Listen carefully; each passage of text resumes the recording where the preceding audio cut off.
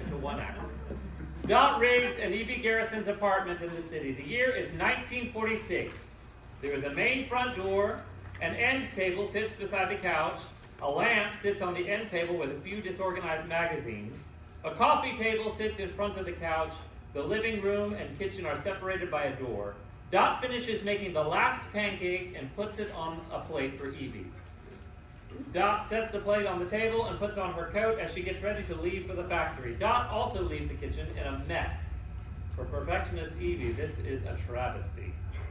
So, tonight's the big dinner? James still bringing the folks? Yes, roast in the oven at 5, candles lit at 6:30. Perfect timing, perfect table, perfect evening. Perfect family dinner. Then I assume you'll be inviting Rose? You assume correctly. She's just... Incorrect. Oh, sorry. That's an important word. Take the whole play. You assume incorrectly. She's your sister, Evie. Your only family. Rose doesn't belong here. Not tonight. Not with the rest of my life at stake. Last time I checked, she could hold a fort, same as us. When I needed her most, she chose the stage lights. She's still your sister. She'll wreak havoc and turn dinner into a Broadway show. I will not. No, I cannot have that. Tonight must be perfect, and Rose is anything but perfect. Don't get your knickers in a twist. James's opinion is the only one that matters in the end. His parents don't like me. Well, I'm off to the factory. I'll see you tonight. Don't get overwhelmed. Oh, the weather outside is frightful. The fire is so delightful. Let it snow, let it snow, let it snow. She shuts the door. Evie gets on her hands and knees, scrubs the floor with intensity. The sound of a ticking clock underscores her rhythm. Okay, floor's clean, table set, curtains straight, Checks the clock. and my sanity is hanging by a thread. Evie notices a crooked picture frame on the wall. You would pick today to go crooked, wouldn't you? She sighs and gives a short laugh, looks up. Lord, I don't suppose you handle picture frames too, do you? No? Right. Floors and nerves. I'll handle those myself. She notices a crushed tomato on the floor. No, not my clean floor. She mops it up, pauses halfway, glances at a framed photo of her and Rose as children on the side table. She smiles faintly. She'd probably tell me to stop scrubbing and start breathing. Count the laughs, not the minutes, right, sis? Evie sinks onto the couch. The radio plays a slow waltz. She hums along, closes her eyes. All right, Lord. Let tonight go right. Please. The lights dim slightly as the clock ticks louder. Then, offstage, the faint chime of the hour. Evie startles awake. Oh, my goodness. How long did I sleep? Evie runs into the kitchen. Nothing has been cooked. Dot enters. She carries a bag of groceries. Evie runs back out into the living room. Deck the halls with boughs of holly, fa la la la la la la la la. 'Tis the season to be jolly, fa la la la la.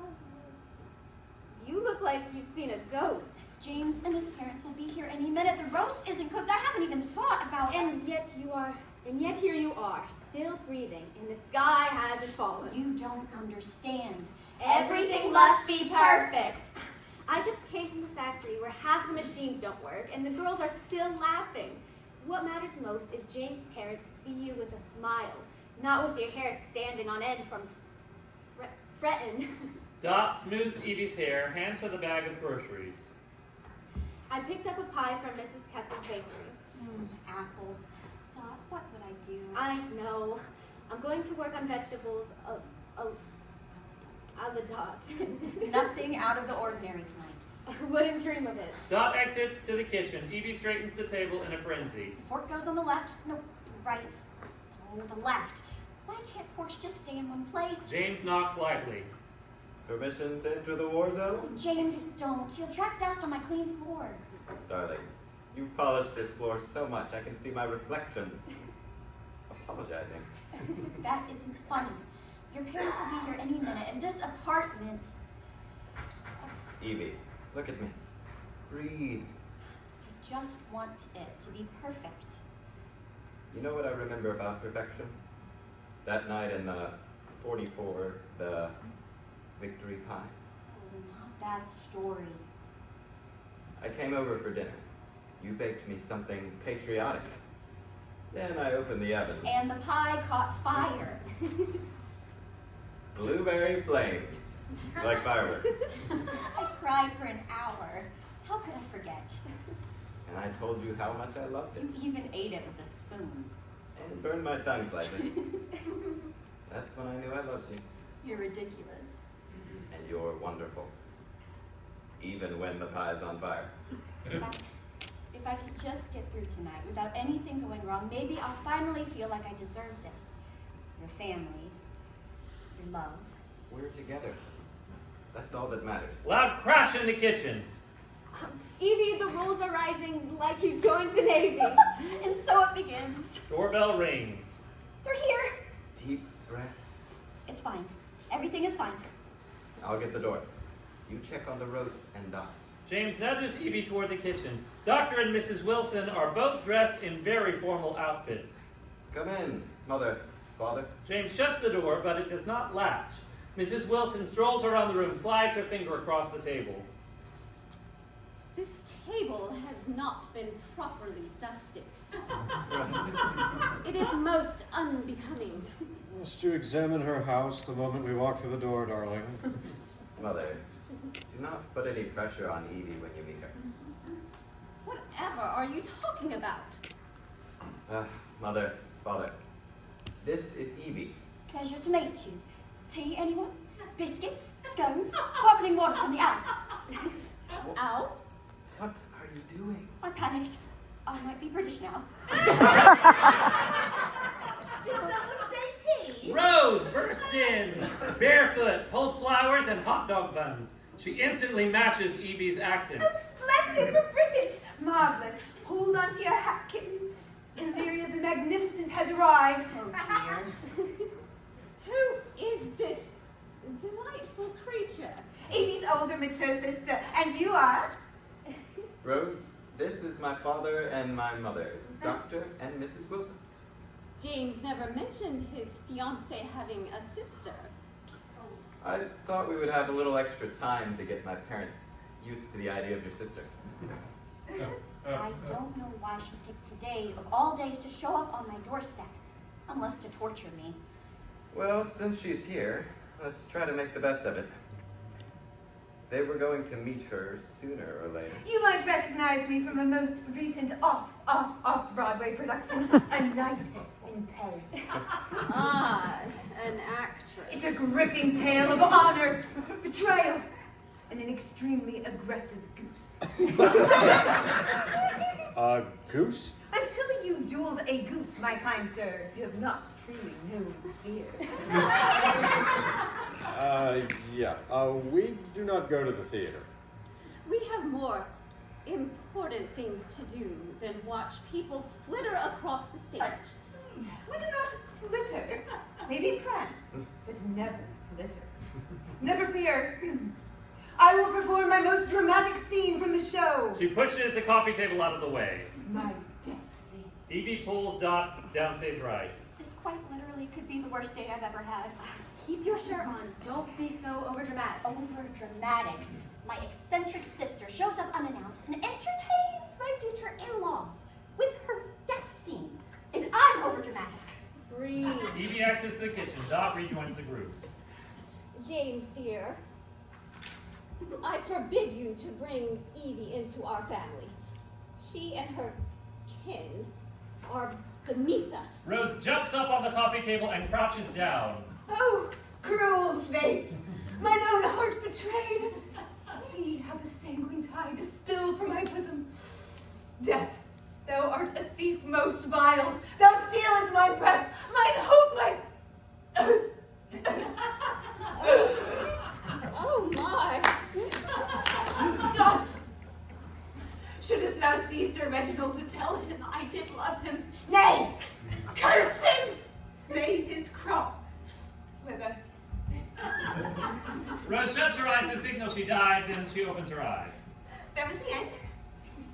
You may clap now. Dot claps. Dr. and Mrs. Wilson stand off to the side aghast. Thank you. Thank you. Is dinner ready yet? Actually, I based one of my characters in A Night in Paris. I'm George. Must you prattle on? George? Oh, you don't know George?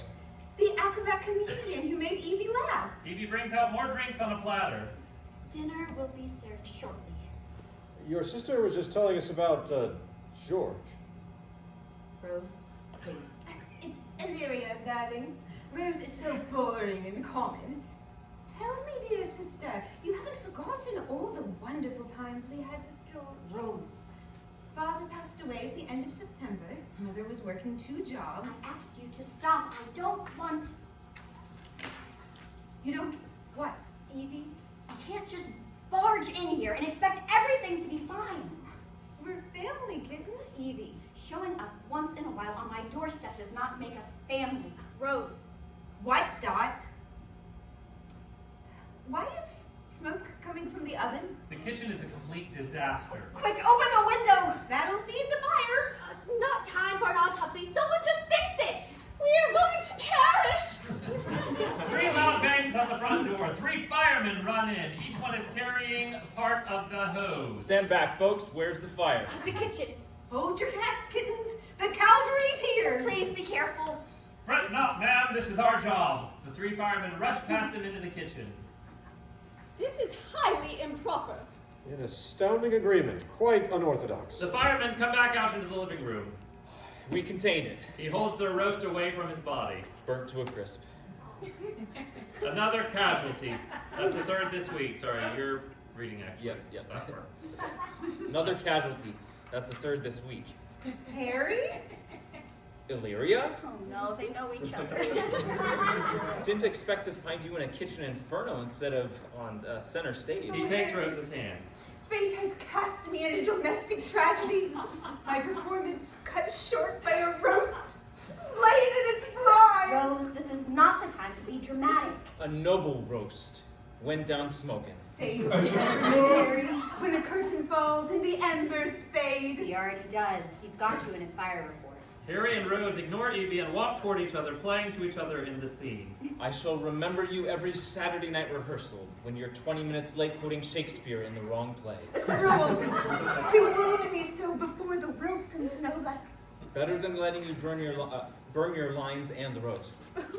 Evie buries her face in her hands. Would you guys want to stay for dinner? Best we can do since you protected us.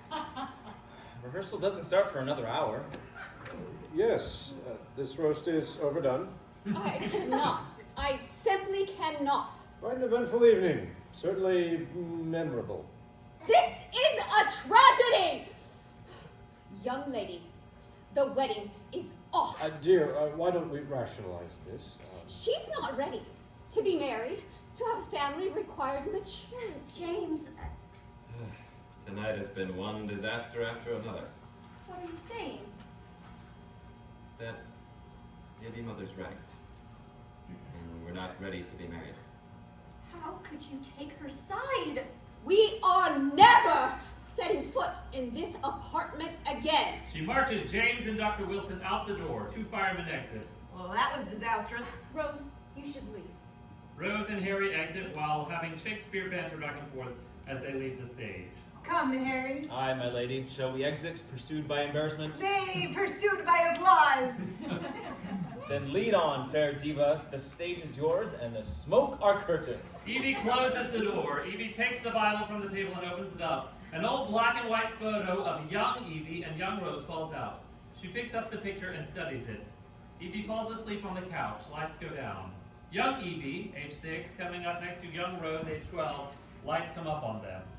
Evie, did you hear that? Hear what?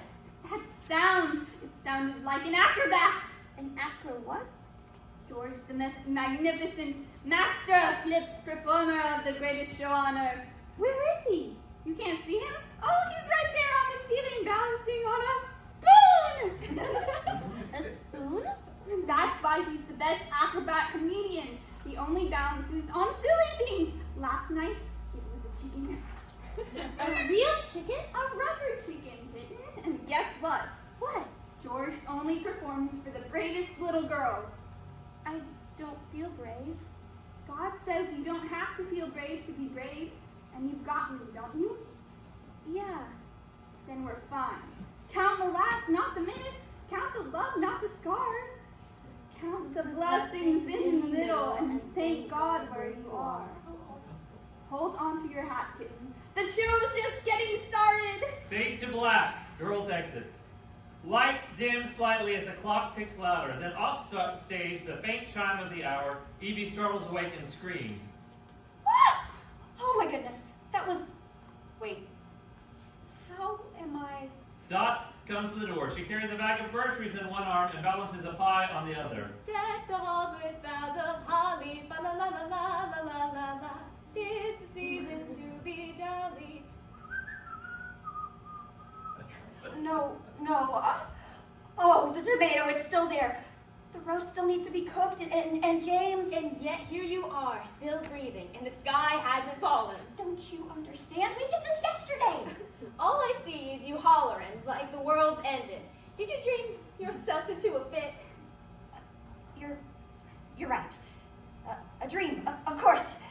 It was a dream, a very vivid dream. I just need to wake up and everything will be right as rain. Evie, wake up! Wake up! Hold on. Fix for next. Okay. She moves over to fix the place settings on the table. It's not right. It's a fork, Evie. It's not just a fork. It is a statement, a test of character. What if they sit down and think, oh no, the fork is slightly off center. This woman is clearly unfit to marry our son. If their first thought upon sitting down to dinner is about fork alignment, then I think you have bigger problems. It has to be exact. She measures it with a ruler. Precision is the difference between a respectable dinner and a respectable dinner party and a social catastrophe. What's the worst thing that could happen if the forks aren't I aligned? don't know. Maybe they'll tell James, son, she can't even handle tableware. How can she possibly handle marriage? And then they'll call the engagement off and I'll be alone. Evie accidentally knocks over a glass. It spills onto the tablecloth. Silence. Evie inhales sharply. Evie grabs napkins and frantically blots the table. It's fine. It's fine. It's fine. We just need to... No, this can't happen. The doorbell rings. They're here. It's not fine. The roast. I'll get the door. You get the door. I'll check on the roast. I'll check on the roast. Evie pushes Dot toward the door. And make sure that you shut the door. We wouldn't want strangers interrupting dinner. Dot straightens her hair and clothes as she hurries to the door. She takes a deep breath before opening the door. James, Dr. and Mrs. Wilson stand at the entrance. Dr. and Mrs. Wilson are both dressed in very formal outfits. Oh, Evie, darling, how positively ravishing you look. That shade of dress almost distracts from the creative stitching. Not everyone can carry off a mended seam right down the front. It shows such thrift, and thrift is simply so rare these days. I'm Dot. How charming, Dottie, like a little spotted kitten. And what a brave effort you've made with your hair. Yes, commendable. Takes confidence to wear it that way. Evie screams from the kitchen. Ah! That would be Evie. Dot runs Excuse into the kitchen and sees Evie on the ground. What happened? I slipped on the crushed tomato that was on the floor, the one I forgot to clean up. James opens the door and finds the girls on the ground. No remarks, James. Did your parents hear me scream? Ingrid Bergman heard you scream. I think I need a moment. Evie pushes past the two and takes the back entrance from the kitchen to her room. James and Dot walk back into the living room. Dot carries a tray of appetizers. Such a charming place. The layer of dust makes it feel so lived in. Must you examine her house the moment we walk through the door, dear? I only meant it gives the place authenticity. Dot pushes the tray in Mrs. Wilson's face. Might I interest you in hors d'oeuvres? Oh, I would, darling, but I'm allergic to crumbs. Of course. I'll take one. He puts one in his mouth and crunches down. Do you like it? It's lovely. Such bold seasoning. Dot's applying to culinary school. How ambitious. Tell me, what's your specialty? French cuisine, sauces, plating, and the delicate balance of flavors. Everyone's ambition is to come to New York to be a chef or an actress. No one in my family could ever have these professions. They're for commoners. Would you agree, darling? Can I get anyone a drink? Oh, sparkling mountain water? Dot enters the kitchen. Evie takes a glass, and the two girls go back into the living room. You must be the elusive fiancé, and so exuberant. Your handshake is almost as though you're trying to prove you belong. Evie lunges forward for a handshake, very aggressive, overly determined handshake. The handshake does not end. Just firm. First impressions and all. Quite an impression indeed. We are so very excited to welcome you to the family. After that introduction, we shall simply have to see.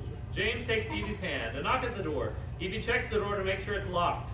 She drags a chair under the knob, then wedges a broom across the handle. Evie, darling, open up. I brought pie. Go away. My dear, who is at the door? Just the mail lady. And her dog. Evie adds more furniture to the door. Why would you keep the mail lady out? What does that sound? Shouldn't you take the mail to the Broadway Theater? I will be back. The knocking stops. Evie leads the way to the table. Who's ready for dinner? James gave me your recipe. Tonight we are having roast. Why don't you sit at the table and I'll bring out the food. Please double check the door and make sure it's locked. Dr. and Mrs. Wilson sit at the table. James helps Evie bring the food to the table. Dot checks the front door and nods to Evie that everything is okay. This is so delightful. James, you have found yourself a jewel. I can't imagine a girl more agreeable, refined, more compliant than Evie. Thank you, I think. Restrained, composed, not a hair out of place. Perfection. You okay, sweetheart? Of course. I'm absolutely perfect. You don't have to try this hard, Evie. Like me. I belong. We adore you, dear. You're simply perfect. Sometimes perfect's the loneliest word in the room. A faint sound of dishes clatters off stage. What was that? Probably the fan. The kitchen door bursts open. Rose strides in, apron askew, holds a serving dish like a trophy. Dessert is served. Rose? The lock was broken. You really ought to fix that kitten. Anyone can wander in and say, a starving sister with a knack for presentation. Smells delightful. You're Evie's sister? The one and only. Broadway, baking, and evidently bad timing. It's a gift. I barred the door. I barred the door. You can't bar out love, sweetheart. So, what's on the menu tonight? I hope it's not something boring like burnt roast. I've been dying for something a little more theatrical. Rose, can I see you over here? Tonight is important. I don't need you turning it into one of your shows. No, I love a little drama. It runs in the family. No! James' parents are here. Everything needs to go perfect for once in my life without your whirlwind drama. Evie. You leave, you disappear, and then you step back like nothing's changed. Everything is a theater production to you. I left because I had to, not because... You left me alone. Where were you after Dad died and Mom got sick? Chasing some stupid acting dream. You didn't need me. Rose, you were the only person I had. Evie, I didn't... I needed you. You think I didn't need you too? That I didn't miss you every day? I didn't know how to make it right. Well, it's too late now. Rose opens her mouth to say something, but Evie cuts her off. You should go. Is that really what you want? Get out of my life. You think life waits for you to get it right? Well, let me tell you something. It doesn't.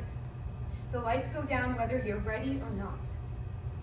Count the laughs, not the minutes, kitten. I pray someday you'll understand. As Rose makes a dramatic exit, she shuts her scarf in the door. She opens the door, throws her scarf around her neck, and puffs away. That went well.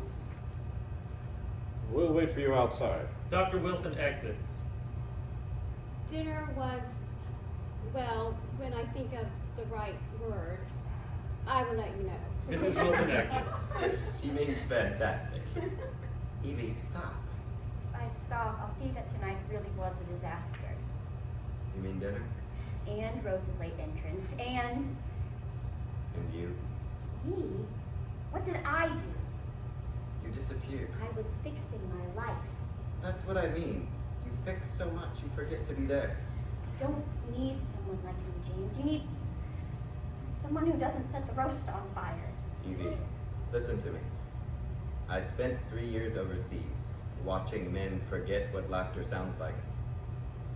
Then I met you. You spilled coffee on my uniform. And you laughed so hard you snorted. I did not. You did. It was the first honest sound I'd heard in months. You remind me that life still happens. Noisy, messy, wonderful life. Even when you burn dinner, you make me remember what peace actually feels like. It's not quiet. It's you waltzing around the living room while mopping or scrubbing the floor frantically. Sometimes, when you think no one is watching you, you sing at the top of your lungs. That's the world I want to come home to. You really mean that? More than anything. Then why do I feel like everything's slipping through my fingers? You just had a crazy day, sweetheart. You need to sleep. Do you hear that? The clock ticks louder. The clock sounds wrong. Tomorrow will be better. I promise. James exits. Tomorrow. Just want tomorrow. Fast blackout. The clock ticks louder. Then offstage, the faint chime of the hour. Lights up. Evie is asleep on the couch. Dot enters the front door. She puts her bag and pie down. Deck the halls with boughs of holly, la la la la la la la la. 'Tis the season to be jolly. Dot checks the roast and puts it in the oven. Evie, wake up! Dot shakes Evie. Evie moves and pulls off the couch. No, not again. I overslept. The roast! The roast is in the oven. Did you pick up an apple pie from Mrs. Kessel's bakery? How did you know? The doorbell rings. They're here. We're not ready. That was faster than the other 2 days. You're acting very strange. I'll get the door. No, it's not perfect. The silverware isn't out. It's okay. They don't expect perfect. No one is perfect. They're perfect. No one is that arrogant. You get the door. I'll get the silverware. Evie pushes Dot toward the door. Dot straightens her hair and her clothes as she hurries to the door. She takes a deep breath before opening the door. James, Dr. and Mrs. Wilson stand at the entrance. They are both dressed in very formal outfits. Welcome, Dr. and Mrs. Wilson. You must be Evie. Oh, actually, I'm Dot. Oh, the assistant. Roommate, chief of moral, occasionally sous chef, depending on how brave I'm feeling. Evie rushes in, flustered. Dot was just leaving. Evie rushes Dot into the kitchen. She doesn't even have her table set. You remember when you met my parents for the first time? Maybe you should offer to help her out. Mrs. Wilson smiles at the memory. Evie rushes back out. I'm Evie. Pleasure to meet you. Oh, Evie, dear. Would you like a hand with the table? Oh, I couldn't possibly. Nonsense. I used to set tables during the war when the house help was off making parachutes. Hand me the china. They move together for the first time. Side by side, Evie glances at James. He looks surprised but pleased. Tonight might actually go perfect. Doorbell rings. Evie sighs and answers the door, expecting to see Rose. Police officer, Harry from earlier, removes his hat. Evening, ma'am. Are you Evie Garrison? Harry, are you playing a policeman in the next play? I'm not sure what you're talking about. With Rose. Aren't you playing opposite her in the next production? I'm very sorry, but there's been an accident involving your sister. Rose? I'm sorry. Truly, I am. He hands her Rose's scarf. Police officer exits. James, Dr. and Mrs. Wilson exit. Dot shuts the door and helps Evie to the couch. She's gone. I wasted so much time. I yelled, I pushed her away, and now it's too late. Evie. I don't get another chance. Not another chance to tell her I love her. Dot holds Evie and lets her cry. Dot drapes a blanket over her and exits. Lights go down. Spotlight comes up on young Rose as she appears downstage. She is dressed in white. Evie clutches the scarf and starts sobbing again. Evie, why are you crying? My life is a wreck, and I lost you, the most important person in my life. Lost me, darling, I'm right here. George, curtain's up. She's forgotten her cue. George tumbles or cartwheels into the light. He bows dramatically. Ladies and gentlemen, for tonight's performance, a miraculous reunion starring Evie, the girl who forgot how to laugh. George, behave. You'll knock over the clouds again. That's your department, Rosie. I'm just the comic relief. You can't be real. We made you up. You used to do flips on the ceiling. And yet here I am, still waiting for that standing ovation. Remember, Evie? George used to make us laugh until we cried. We thank God for every giggle. That was before life got complicated. Ah, yes, the tragic entrance of Mr. Complicated. Life's always been complicated, kitten. You just stopped smiling through it. I wanted everything to be perfect. To make everyone proud. We love you for who you are. I'm sorry. For everything. You're forgiven. Always have been. You're not really here. But God is. And if he can juggle the stars, he can handle one little dinner party that's gone up in smoke. It's not about being perfect, Evie. It's about loving each other and showing up in the good and bad. Count the laughs, not the minutes. Count the love, not the scars. Count the blessings in the middle and thank God where you are. Just one more chance, Lord. Please. One more chance to make my life count. Open your eyes. George flips backward into the darkness. And hold on to your hat, kitten. Curtain's about to rise. The light on young Rose fades as she backs away. Rose? Make it count. Young Rose exits. Evie is now on the couch. The lights dim slightly as the clock ticks louder. Then off stage, the faint chime of the hour. Evie wakes up. What a crazy dream. Rose bursts in through the front door. Hiya, kitten. Did you miss me? I come bearing floral chaos and... Evie freezes. She then pulls Rose into a tight embrace. You're here! You're actually here! Oh, you're crushing my dramatic entrance. Are you crying? I thought I lost you. I wasted so much time being angry at you. Angry? Evie, Let me finish. You left when I needed you the most, Rose. And I let that wound fester. I let it grow between us. I thought I'd have more time to fix it, but I don't. We don't. None of us do. I never stopped loving you, kitten. I just didn't know how to come back. I forgive you. You told me once that God would never leave me. I thought you were wrong, but I believe you now. He's been here all along. Say it again, please. What part? The part about forgiveness. I forgive you. Rose and Evie cling to each other. Rose, I want you to stay tonight. James is bringing his family to meet me for the first time, and I want them to meet my family. A party? Look, kitten, I'm not dressed for a party. You look ravishing, darling. Please stay. Who are you, and what have you done with my sister? Maybe she learned what truly counts. Dot sings as she walks through the door. Deck the halls with boughs of holly, la la la la la la la la. The apartment looks lived in, not perfect like Dot expected when she walked through the door. You look like you've seen a ghost. James and his family will be here any minute, and the apartment. Rose is here? And yet we're still breathing and the sky hasn't fallen. James knocks lightly. Permission to enter the war zone? Evie, mother and father are on their way. The apartment is not perfect. I know that, and you know that. I'm not sure that Evie knows that. Whispering like we're not even here. It's okay though. Dr. and Mrs. Wilson enter. The apartment is still not clean. Mother, father, this is Evie. Nice to meet you, my dear. It looks as though you haven't dusted in a week. You're right, but tonight isn't about dust. It's about being together. Smoke pours from the oven. Dot holds a tray of burnt rolls. Okay, I may have forgotten about the bread. Who wants burnt rolls? James laughs. That's the laugh I prayed for. You're all laughing? I've been chasing perfection my entire life. But life isn't perfect, and it's gone before we know it. To second chances. They all clink their glasses. Lights begin to fade. Spotlight on Evie as she glances upward in prayer.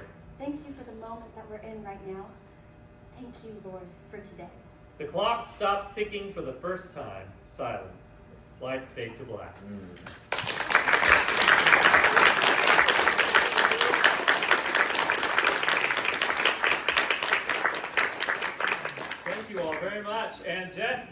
will you please come up to the platform? Come on up to the stage. Let's give it a round.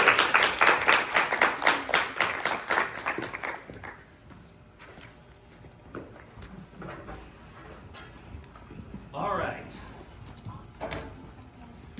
So you want to tell us something? Oh, somebody left there. I don't know who's this. Sorry, that's mine. Okay. Anything you want to tell us about the writing of this delightful comedy? It was very difficult. It was probably the hardest thing that I've ever tried writing. Comedy is not my thing, but I think it's your thing. That's a different thing.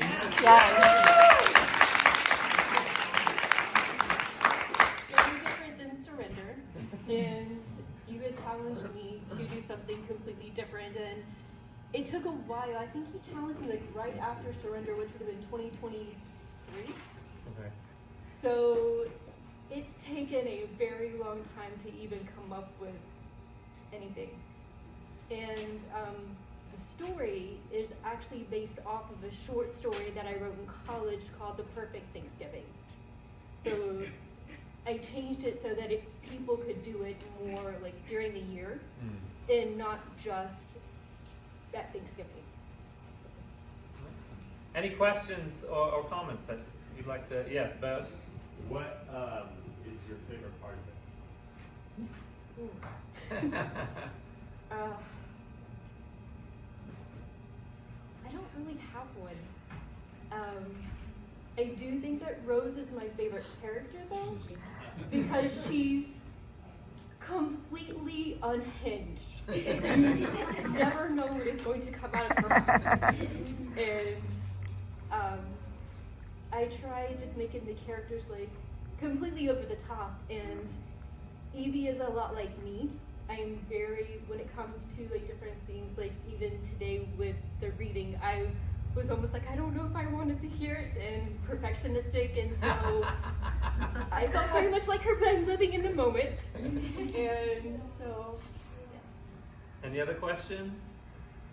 Yes, Joanna. You kind of answered it, sort of, but were any other characters based off of people that you know? Maybe don't answer that. That's a dangerous question to ask, Joanna. Not in this version. The original version, yes. Then it would have been a short story, and is completely different than the short story. So. All right. Any other questions, comments? All right, thank you very much. I'm loving